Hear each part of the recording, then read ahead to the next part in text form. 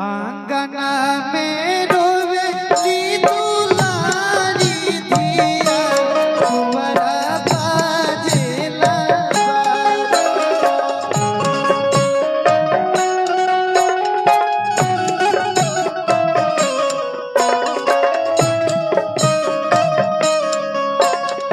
आंगना में रोवेली दुलारी धिया कुंवरा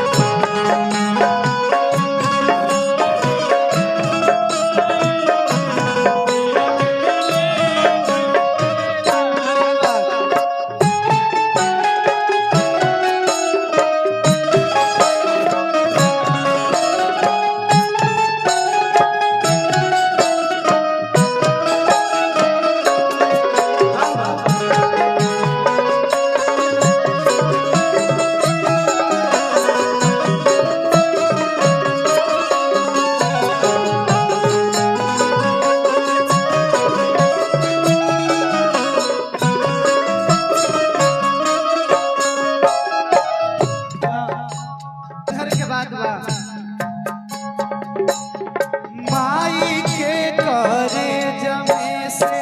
निकली करे जी कोई के बजारे छाती बेटी के भेजी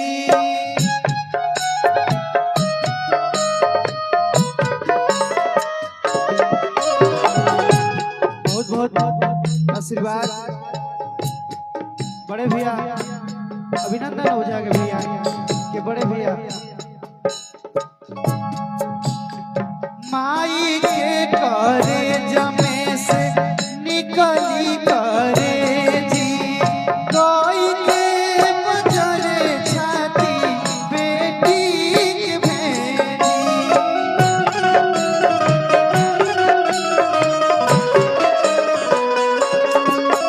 ये गीत कहाँ गावतनी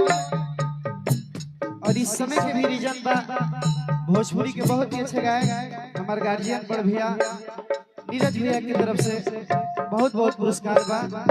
माई के करे जमे से निकली करे जी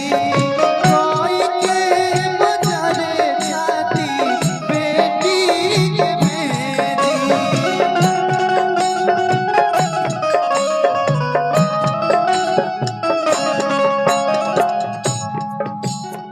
दूर देश सुगंधी पे छाई के बंदा होई दरवाजा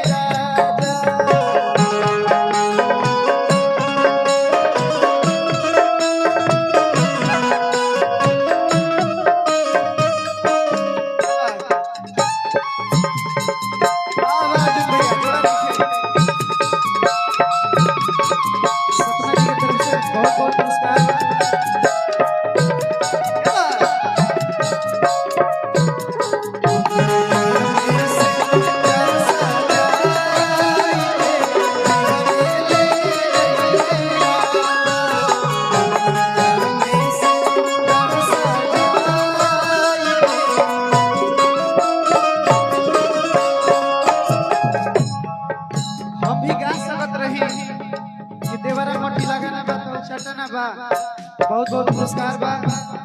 लेकिन ना हम कनी हकी कीबोर्ड के बेस कम करो। हम इहे समय मांगत रही जब घरे बियाह होत रही तभी गीत गाय और आप सबके जे 10 गो रही 10 लोग के आशीर्वाद हमें चाहिए। भेजाला पर लागता हमारा ये बेटी ओई समय बुझाला जैसे कटला रेती।